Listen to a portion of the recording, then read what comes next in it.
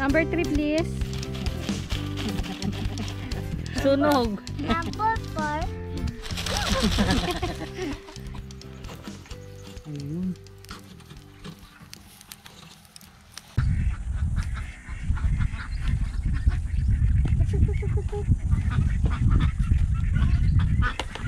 Ayan, magandang araw mga kabukids. Nandito ulit tayo sa temporary kulungan nila ng ating mga itik. So ayan, magpapakain tayo. Meron akong mixture dito ng feeds, ano ba to? Kangkong at saka palay. Yan muna yung pinakakain ko sa kanila ngayon. So pakakainin lang natin yung first batch at saka yung second batch.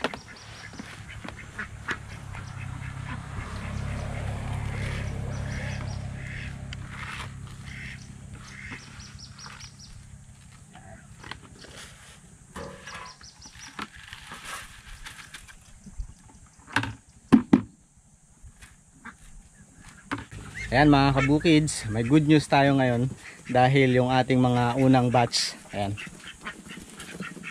yung unang batch ng pinapisa nating balut ay ngayon ay nagsisimula ng magbigay sa atin ng itlog. So kanina may nakita na ako ditong itlog. Actually hindi ito yung first time nagkaroon sila ng itlog, pero ito yung itlog nila kagabi. So kukunin natin ngayon. Ayan, natataranta kasi sila kaya dahan-dahan lang tayo. Ito yung ginawa ko kung matatandaan nyo guys. Natataranta. Hindi tayo pwedeng kumilos ng mabilis. Ayun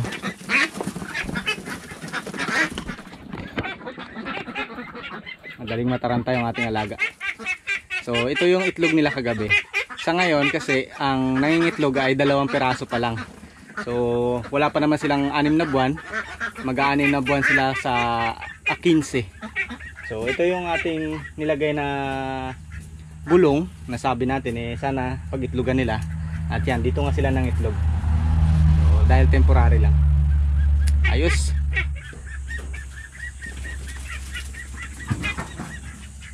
Stress na stress sila kasi kapag kumikilos. Okay, labas muna tayo para hindi sila gaanong ma-stress. Baka kasi maka-apekto sa nila, sa paglaki at saka sa pagbibigay ng itlog sa atin. Ayan mga kabukids, ito na yung mga itlog ng ating mga itik guys. So kagaya nga po na sinabi natin kanina, hindi ito yung kanilang unang araw ng pangingitlog. So yan ang nakuha natin kaninang umaga. Ito naman yung mga unang itlog nila. Ayan, maliliit. Obvious na obvious yung kanilang size kumpara dito sa mga latest. Yun dahil nagsisimula nga sila mga itlog mula sa pagkadumalaga, kaya yun, normal lang po na na maging ganito kaliit yung itlog sa simula. Tapos unti-unti made-develop ng paglaki. Yan, magiging ganyan. Kaso nga lang ito medyo pahaba. Unlike dito sa isa, bilog. Ayan. Pero ito inaasahan natin na mas lalaki pa siya kasi yung itik na nangingitlog nito first time, hindi katulad nung ito. Yan yung itlog niya nung una, ngayon na-develop na, lumaki na.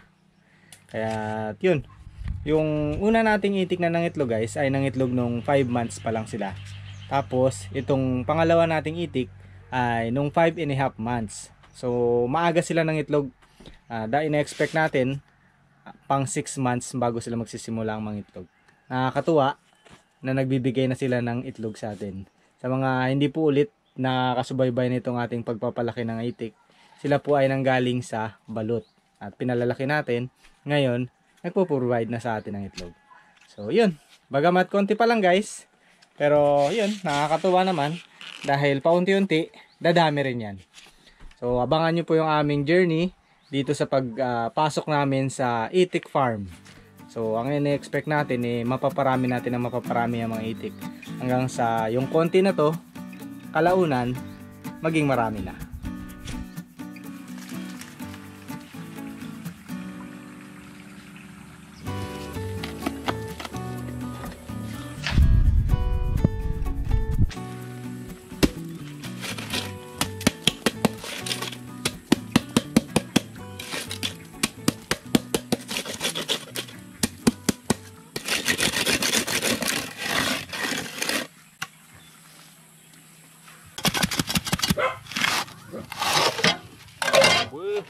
Ganda pala eh. Oh.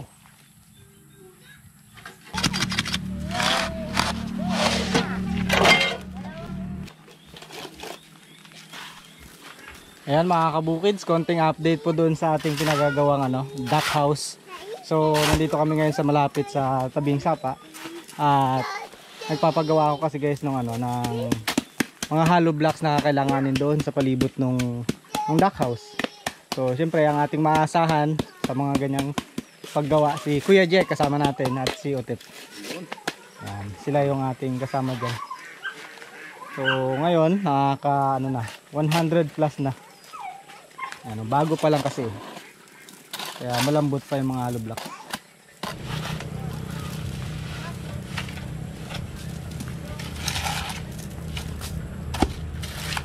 Bali kasi mga kabukids, half body lang yung gagawin natin. Kaya siguro mga 300 na lang na hollow blocks ang kailangan ko.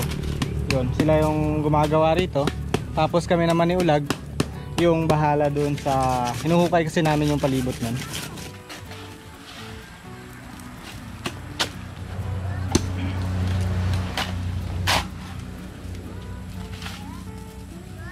Ngayon kasi mga kabukids, nagpahinga muna sa si Kuya Jack sa pagbiyahe niya ng tricycle.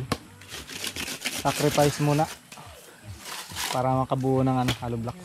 Habang nagpapahinga, nag-hollow blocks muna. Nagpahinga sa pasada pero mas mabigat yung kapalit. Ayun lang. Baka yung kanto nung hulmaan merong sumasabit. Sa bato ito? Ha? May bato yan. Na hindi kumapit. O sa lupa. Ito nakalubog. Ay, sa lupa yun. Ito malalim. Ay, oo, hindi pantay. Nakapalubog lang. Kaya nang disadvantage ng lupa nung pinaglalapagan nino. Kailangan nakagwat. Okay lang yan. Hindi yan maiwasan talaga.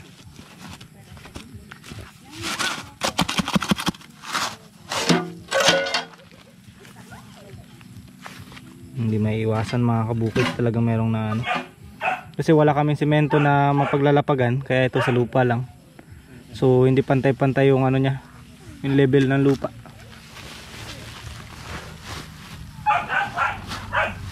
Ulitin natin. Sayang sa pila eh. Malang renta sa space. Okay na yun, inano mo pa. Binaklas mo pa. Wala yung kanina, pinulit ko rin yung dalawa na nagwat. Dagdag na naman sa sakit ng likod. Kaya pa daw sabi ni Matip. Ewan ko lang mamaya.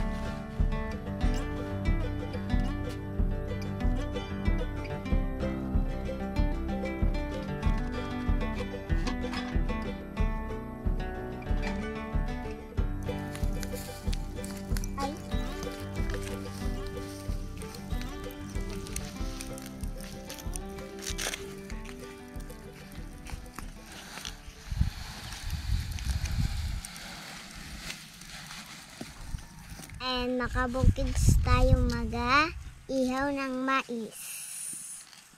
Balat na tayo. Kailangan pa balatan? Apa. Tapos natin sticking. Tuhugin natin ang ngipin niya, hindi kumpleto. Sa akin kumpleto. Siguro yan yung tanim ni Bilog. Kulang pa Hala, mama. Ito pala hindi na kailangan stick May stick na. Ito yung dilaw. Mama. May bungi din. Tanggal natin ang kanyang buhok. Ay, natatanggal. Hala, may natanggal, ma. Parang si mama ko busy ah. Hala ah.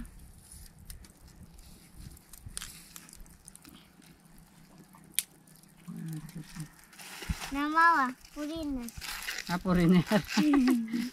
Purinas, puti. Bakit ang puriner ba puti?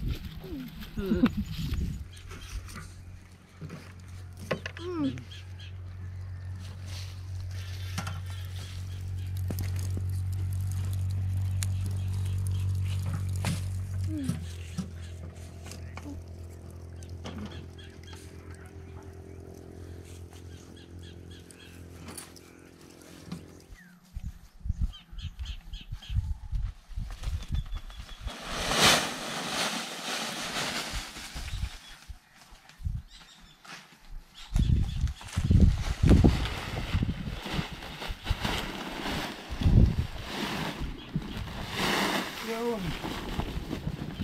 Dami na.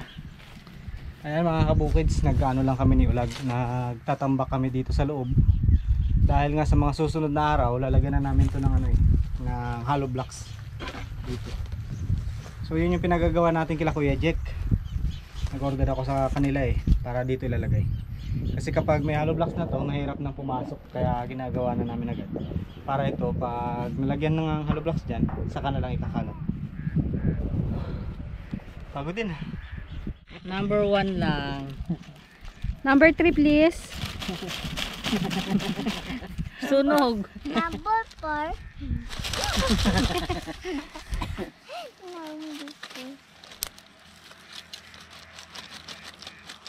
Sabor. Number 6. Naglakas. Sunog.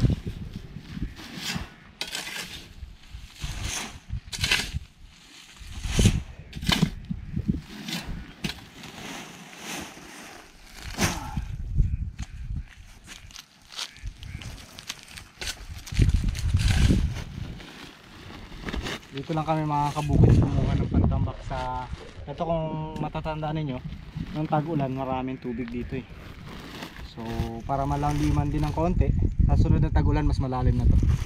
Mas maganda na yung paglublob dito ni Bruno. Babawasan natin. Maganda kasi ang ano dito, lupa mabuhaghag, madaling palahin.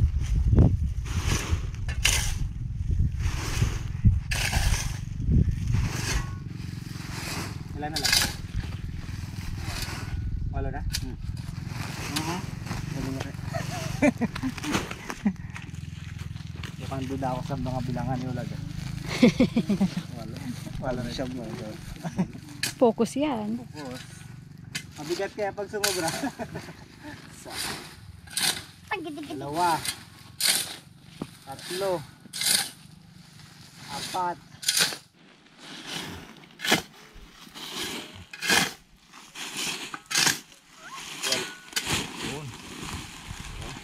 Sakto, pare-para sa bigat. Bilog, sambutin mo ito dali. Pitasin ko yung kasoy, batuin ko. Sambutin mo na. Sambutin mo dali. Oo, sambut. Kaya ito, masarap pa to. Ito, nakikita mo.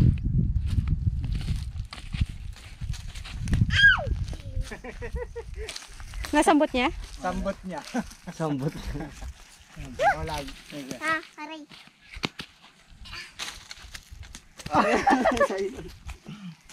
Aroy, may ano oh. Uod. Kinain ng langgam. Ayun. Naputok-putok na eh.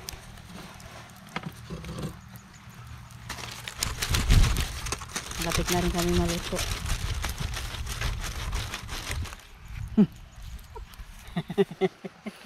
Mainit. Para sa amin walang araw. Palubog na nga eh. Palubog na pero init pa. Tama na.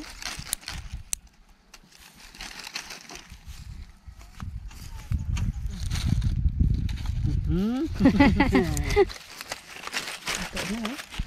Putok-putokan.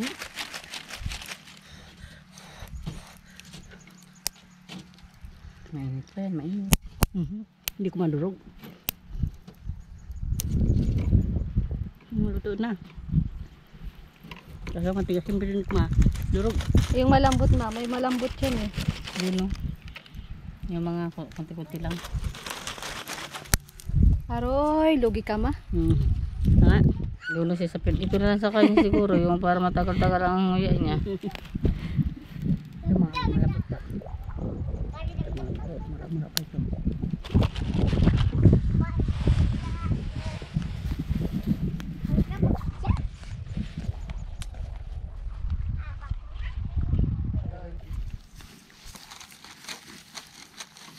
Luto na. Luto na.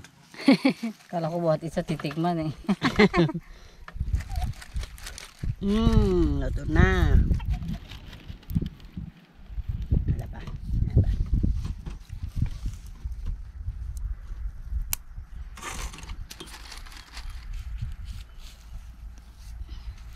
Huwag na kaya natin iihaw. Total mura pa. Yan nga. Para dito migas. Uy, sabor na yan ah. Masarap, mas marami pa yung patlang ah. Kaysa sa may Kaysa laman. sa ngipin ah. Bilog pala uno. Sabor. Tagtuyot eh. Guys, luto na. Ayan o. Ito nga, nakandaan na o. Tintikman ko. Pwede na. Luto na yan. Okay, kain na. Bango no. Bango. Nasa ibabaw yung malambot. Siyempre, sa walang ngipin yan. Yan. Sana na.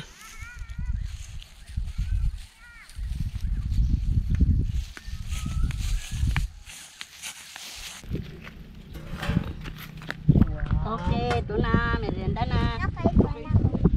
Kukunin ko na yun sa akin. Tatlo ba sa'yo? Dalawa lang. Grabe ka. Dalawa lang. Ito ang malambot eh. Olag. Ay na. Ang sabor. Dito ako sa Clarence, parang pinya.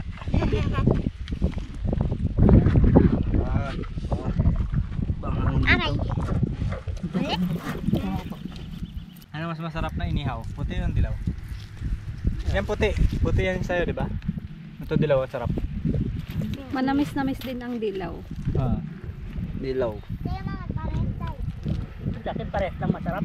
Basta malambot. Masarap nga ang dilaw. Kung matigas, hindi ko rin kagat. O, di pares lang. Ayaw mo rin. Gusto mo tayo? Ayaw niya nga. Gusto mo? Gusto mo? Doon naman kagat-kagat ko ulit. Ganun nga natin. Gusto mo? Kasi nawakon ko yan sa tulad mo. Ayaw niya rin? Ayun pa, binigyan ka eh. Oh, gusto mo? Kahit naman tawa, yung tanggapin kasi ganyan. Ano ba? Ano pa rin?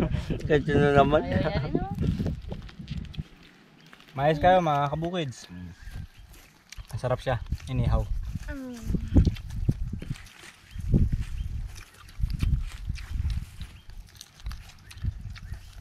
Sa'yo naman dyan. Smalo doon. Bisa mo na doon ka na rin. Hayaan mo na, namiss ka niya nga. Hindi kita namimiss. Upo ka dyan. Upo ka dyan. Ay, Tagal mo daw. yan. Ganyan pala, good girl ka rin pala eh. Tsaka lang quiet ka lang dyan. Tagal mo daw kasi sa kuyo eh. Isang linggo lang. Alam mo naman, love ka dyan eh. Ah.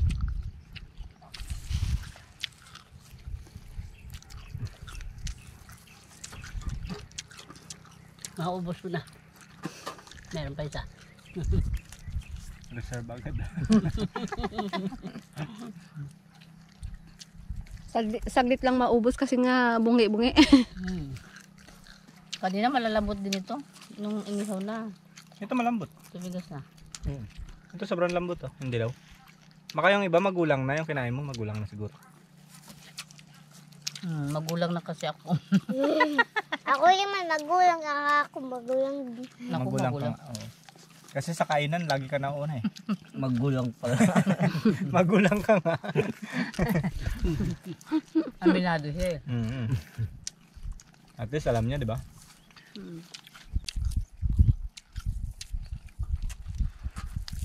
Hirag ulam. Nakapagod nguyain.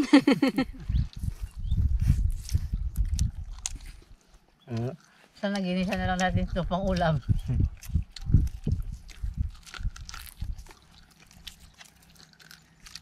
Maganda to, meron tayong ano, Vitamax dito. Vitamax.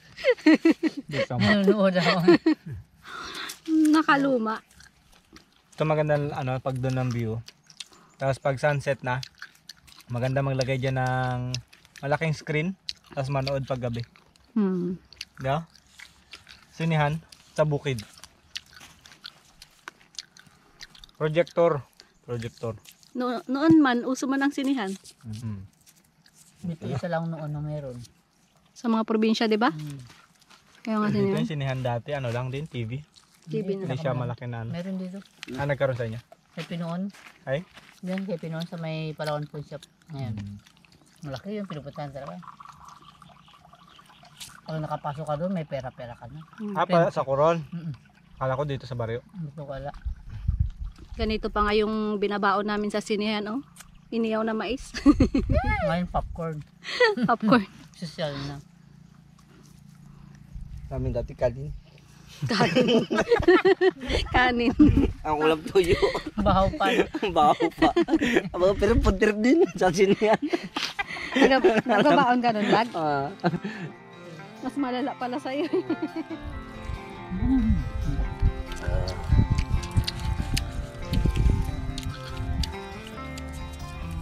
Ayan mga kabukid ang ating naging update sa ating duck house at saka sa ating mga itik.